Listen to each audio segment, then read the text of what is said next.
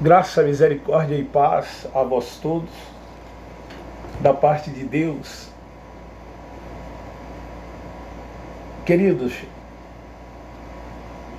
eu quero agradecer às pessoas que têm visualizado o meu canal. Apesar de ser um canal com 5 meses, mais ou menos, para 6 meses, já tem um número muito grande de visualizações. E espero aumentar o número de inscritos, que ainda está muito pouco, mas eu acredito que vai crescer gradativamente. E eu quero agradecer os inscritos, quero agradecer a todos vocês que têm colaborado em divulgar e compartilhar esse canal, Ministério da Graça de Deus em Cristo Jesus.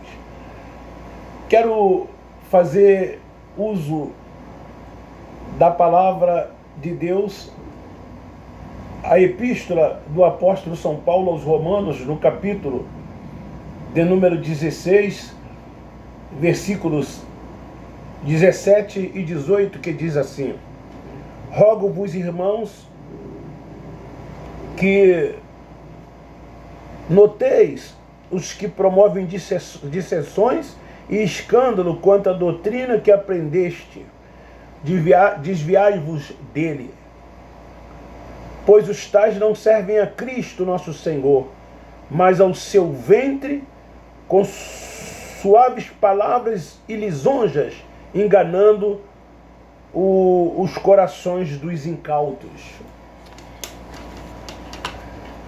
Sob o tema Os que resistem o Evangelho da Graça de Deus, quero fazer uma reflexão sobre o que eu li. Querido, o que é que acontece dentro dessas instituições evangélicas na sua maioria, que nós chamamos de sistema religioso, porque é um sistema, haja vista que lá dentro tem estatutos, lideranças de homens, preceito dos homens, tem lá dentro ainda rudimentos da lei. E então, esse sistema perverso, mau, porque tira a liberdade das pessoas em Cristo Jesus, porque atam fardos pesados sobre os ombros das pessoas, que o apóstolo Paulo chama de incautos, não desmerecendo, mas alertando essas pessoas para essas lideranças que visam os seus interesses e conveniências, pois tiram proveitos das posições que ocupam, porque na verdade eles querem serem os destaques, estarem em evidência, estarem em primazias, ocupando o centro das atenções de todos. Querem serem chamados por títulos, querem serem reconhecidos como os principais nesses lugares aonde eles se reúnem. E então, dentro dessas comunidades, o que é que acontece lá? Eles oferecem paz, entre aspas, colocando as pessoas debaixo de julgos pessoais. Uma falsa paz. E usam até o nome de Jesus Cristo. Para que as pessoas se iludam e acreditem naquilo que eles querem transmitir, naquilo que eles querem dizer. Então, essas pessoas estão debaixo de julgos pessoais. servindo a dois senhores dentro dessas instituições religiosas. Porque esses homens estão servindo ao Deus Mamon e o Cristo ressurreto. O Cristo que veio para cumprir toda a lei de Moisés e foi o único que conseguiu cumprir. O Cristo chamado Filho de Davi, o Cristo Nazareno, é este o Cristo que eles ainda continuam servindo, fazendo tudo aquilo que o Cristo Nazareno fez e colocando esses rudimentos sobre os ombros das pessoas para que elas possam também cumprir. E aí listam uma série de coisas que os seguidores dessas instituições evangélicas têm que seguir.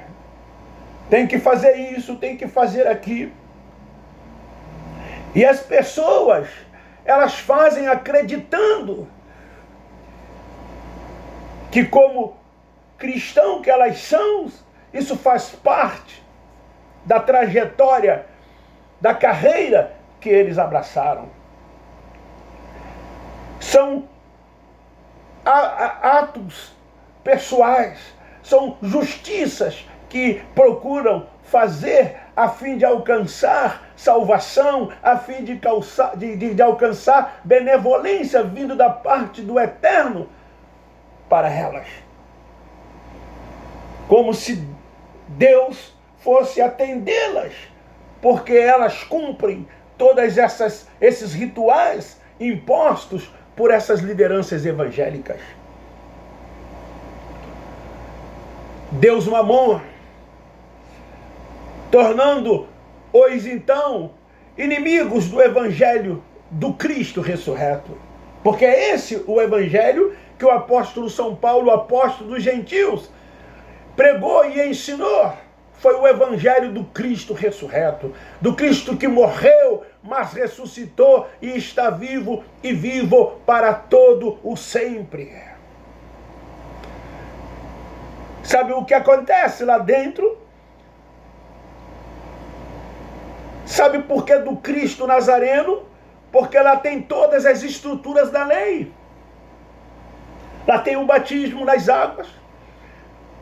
Lá tem a ceia. Lá tem a ida ao monte. Lá tem jejum.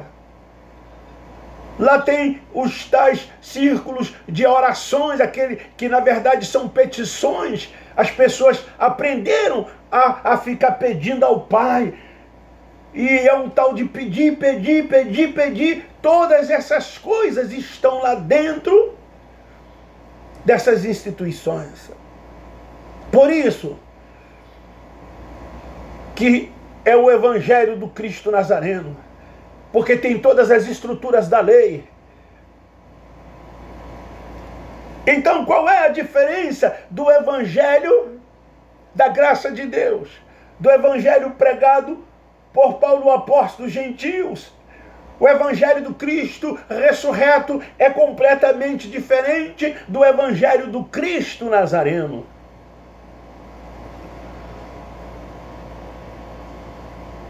Queridos, o evangelho da graça de Deus, ele traz uma liberdade plena em Cristo. E somente aqueles que têm o entendimento podem compreender e entender isso, essa diferença. Porque está na mente. Está na mente. Somente aqueles que têm a mente de Cristo é que pode entender essa diferença do evangelho do Cristo Nazareno para o evangelho do Cristo ressuscitado. O Espírito Santo, ele habita no nosso espírito. E nós começamos a entender no evangelho da graça de Deus que o nosso espírito é revestido de carne. E que essa carne para nada presta, para nada serve.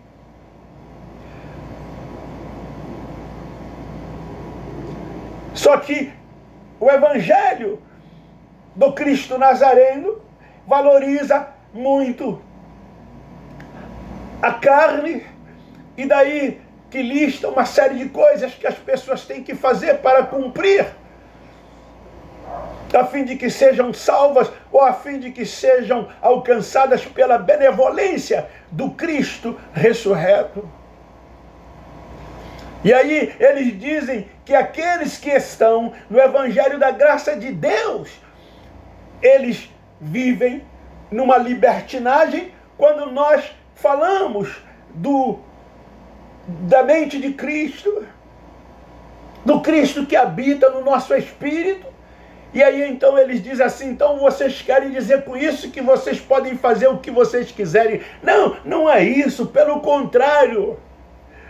No Evangelho da graça de Deus, nós vivemos centrado, nós vivemos inserido, nós andamos no Espírito, somos dirigidos e guiados pelo Espírito Santo, que nós não fazemos a vontade do diabo, ou seja, da carne, porque nós estamos numa comunhão plena, numa comunhão total, numa comunhão ampla, jamais alcançada, com o Cristo que vive e que habita em nós através do seu Espírito.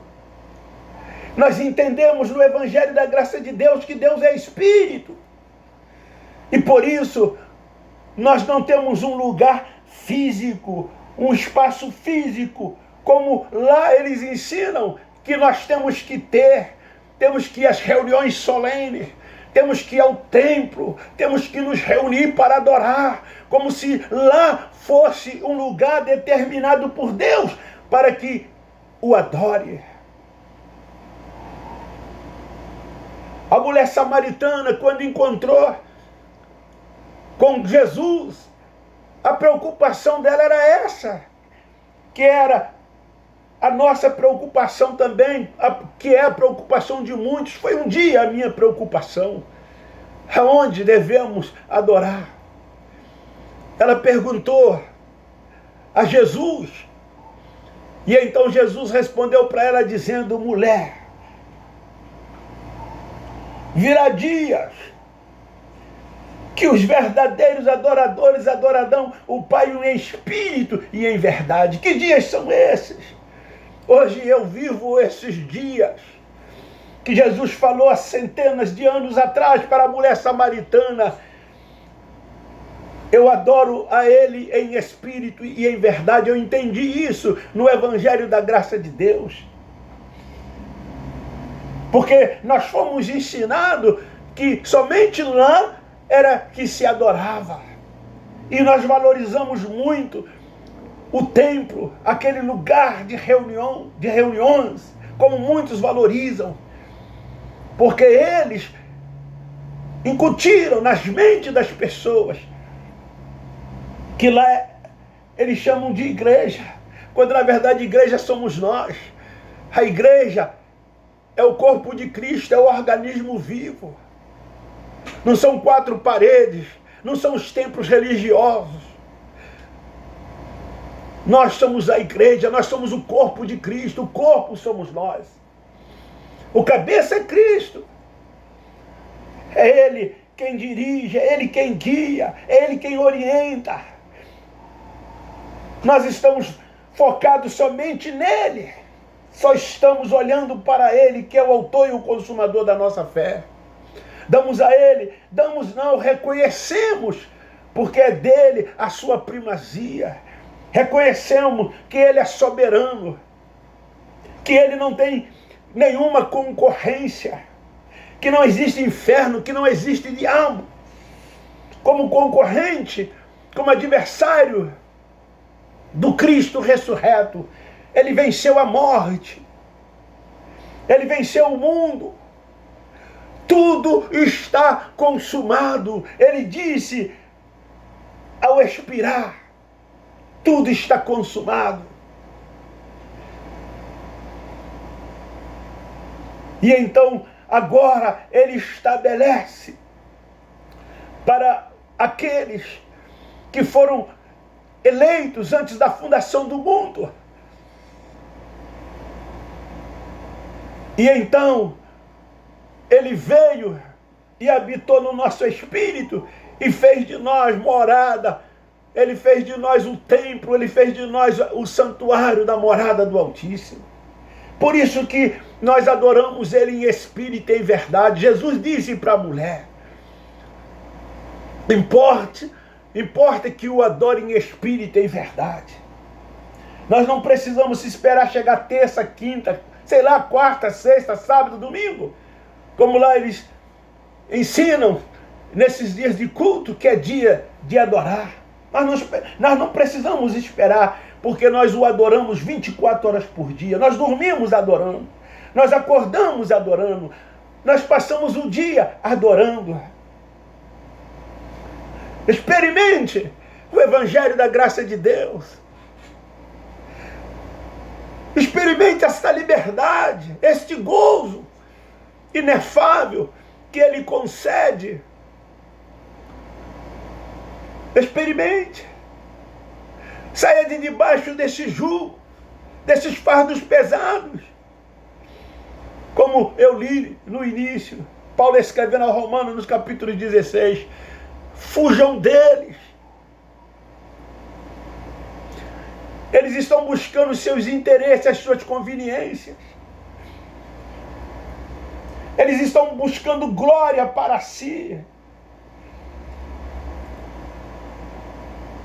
Eles estão preocupados com as coisas terrenas, com as coisas deste mundo, com as coisas desta vida. E aí fica também querendo levar os incautos a acreditarem naquilo que eles dizem.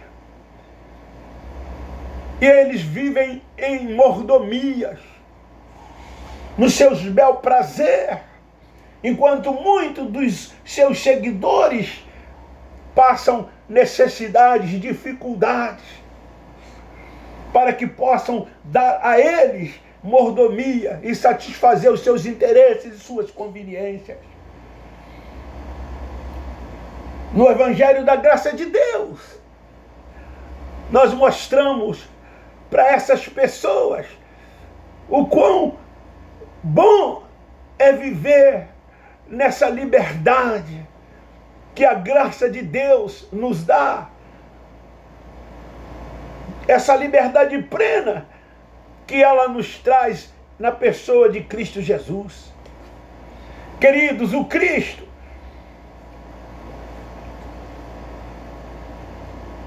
da religião, esse Cristo ressurreto,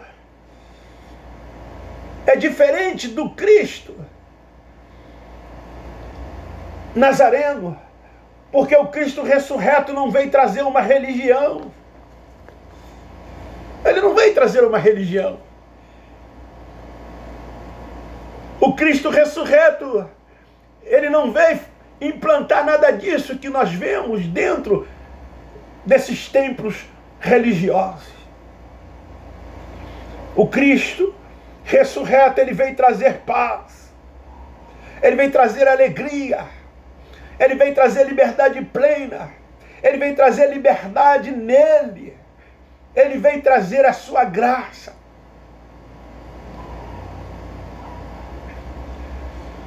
Tudo que tinha que ser feito, ele fez.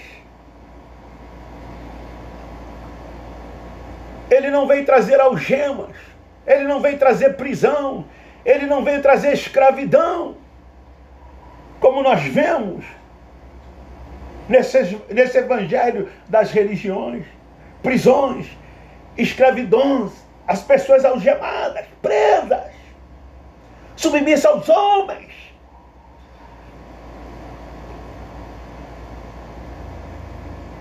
Permanecei, pois, firme na liberdade com que Cristo te libertou. Essa liberdade que o Evangelho da Graça mostra. Esse Evangelho da Graça mostra essa liberdade em Cristo. Sim, o Cristo ressurreto, ele veio trazer liberdade.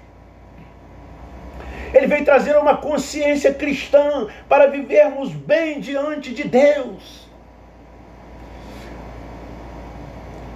diante da família e diante da sociedade. É isso que o Evangelho da Graça de Deus traz. Porque a nossa vida está em Cristo, que nos conduz em graça e triunfo. E nada nos separa do seu amor. Nada. Nesses lugares, as pessoas estão sempre à espera de milagres, aguardando um milagre. É isso que eles falam, é isso que eles dizem, é campanha disso, é campanha daquilo. Venha buscar o seu milagre, venha alcançar o seu milagre. Ele vai fazer milagre na sua vida, ele vai fazer isso, ele vai fazer aquilo. E as pessoas estão ansiosas, querendo, indo em busca desses milagres. E começa então a orar, a pedir, me dá isso, me dá aquilo, faz isso, faz aquilo. É isto que nesses lugares as pessoas estão aprendendo, enquanto que os que andam em graça vivem esses milagres. Aí está a diferença. Lá no Evangelho dessas religiões, lá as pessoas são levadas a buscarem esse milagre. E no Evangelho da Graça de Deus é diferente. As pessoas vivem esses milagres. Sabe por quê? Porque no Evangelho da Graça de Deus não se fica fazendo petições. No Evangelho da Graça nós aprendemos a fazer confissões daquilo que já é nosso. Tudo posso naquele que me fortalece. Não poderei, tudo posso naquele que me fortalece. A vitória é minha. O Deus de paz supre todas as nossas necessidades. Ele cuida de nós, Ele nos protege, Ele nos guarda, Ele nos dá escape, Ele nos dá livramento, Ele anda conosco 24 horas por dia, Ele nos dá proteção. Somos guardados e protegidos com Ele. Nós não precisamos fazer nenhum sacrifício, nenhum esforço. E não precisamos pedir nada disso a Ele, porque tudo isso Ele já nos concedeu. Por isso que há essa diferença. Lá as pessoas fazem orações de petições, pedindo para que esses milagres, para que essas promessas aconteçam nas suas vidas. E no Evangelho da Graça de Deus, não. Nós já temos essas promessas, nós já vivemos esses milagres em nossa vida. Por isso, nós acordamos e dizemos, esse é o melhor dia da nossa vida.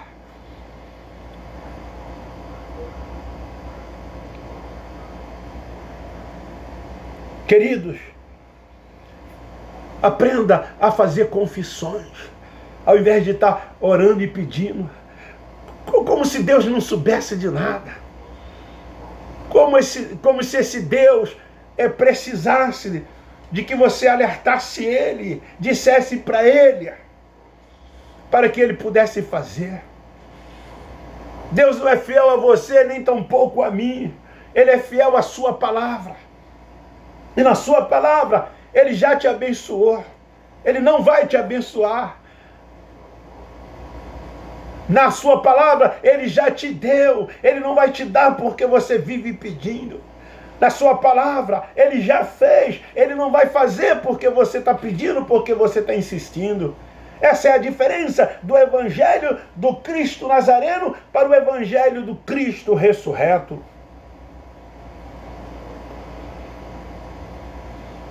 Já é seu. Ele já te deu, tudo te pertence. No Evangelho da Graça de Deus você reina. Você reina com Ele. Você passa a reinar com Cristo. No Evangelho da Graça de Deus você triunfa. Você não fica naquela ansiedade, naquela expectativa. Como lá, dentro do sistema eles nos colocam. É sempre estar em expectativa. Expectativa da grande tribulação. Expectativa do arrebatamento da igreja coletiva. Expectativa de perder a salvação. Expectativa de ir para o inferno. São muitos fardos, são muitas heresias, são muitas cargas. Enquanto no Evangelho da graça de Deus, você vive em graça, você vive em triunfo, você reina com Ele. A graça de Deus te mostra que você já está assentado com Ele nas regiões celestiais. Por isso que você não tem medo do inferno. Por isso que você não tem medo do diabo. Por isso que você não tem medo de pandemia. Você não tem medo dessas coisas que acontecem aqui neste mundo. Porque você está em Cristo Jesus e Ele em você. Você é o ramo que está na videira que é Cristo. Essa é a diferença de um evangelho para o outro evangelho. É o evangelho de compromisso com Ele. Você ama o próximo. Você faz ações de graças diariamente a Ele, não apenas num culto, né? Como lá você aprendeu. E vamos fazer um culto de ações de graças a Deus pelo que Ele fez. Porque, não, tu rende súplicas diariamente, todos os dias. Porque você sabe que Ele já tem te abençoado, você sabe que Ele já te deu, você sabe que Ele é contigo. Você não fica preocupado com adversidade. Você não fica preocupado com nada desta vida. Experimente o Evangelho da graça de Deus. E você vai ver, você vai sentir a diferença, você vai sentir um gozo inefável, como você nunca sentiu. Eu posso falar, porque hoje eu vivo essa experiência que eu não vivi durante 46 anos dentro do sistema religioso. Hoje eu sei o que é andar em graça. Hoje eu sei o que é andar por fé. Hoje eu sei o que é culto racional. Hoje eu sei o que é adorar a Deus em espírito e em verdade. Você lá dentro pensa que você sabe todas essas coisas que eu acabei de dizer, como eu pensava. E não estou falando aqui para me vangloriar. Eu não era um incauto, porque eu tenho 2 faculdades. Eu tenho pós-graduação em Direito. Eu fui professor em faculdade teológica, em 3 seminários. Fui professor de escola bíblica dominical dentro do sistema. Era responsável pelo estudo religioso dessas igrejas que eu pertenci, que eu participava. Mas eu não via, eu não tinha os meus olhos abertos, meus olhos eram fechados, eu não conseguia enxergar. Eu era como Geazi, do lado do profeta Eliseu, vendo Eliseu sendo protegido, guardado, Deus fazendo coisas grandiosas na vida de Eliseu, mas na de Geazi não acontecia nada. Ele não conseguia enxergar, porque seus olhos estavam fechados. Quando Eliseu foi cercado pelos inimigos, Geazi logo disse: são muitos os que estão contra nós, só está eu e você. Mas quem anda em graça, quem anda em Cristo, quem anda no Espírito, olha o que Eliseu disse: os que estão conosco é muito mais do que os que estão com ele. Abre os seus olhos e veja. E orou, e os olhos daquele moço abriu, e ele pôde ver que os exércitos de Deus era tão grande que era muito maior do que o exército da Síria. No Evangelho da graça de Deus, você vê vitória. Você triunfa. Você vê um Deus soberano. Ele não tem concorrência. Soberano, a soberania de Deus. Ele é o centro, Ele que reina, a primazia dele. Nós vivemos focados somente nele. Nós não estamos focados nas coisas que estão à nossa volta. A nossa luta não é contra a carne, não é contra o sangue, não é contra as pessoas, não é contra o nosso irmão. A nossa luta não é.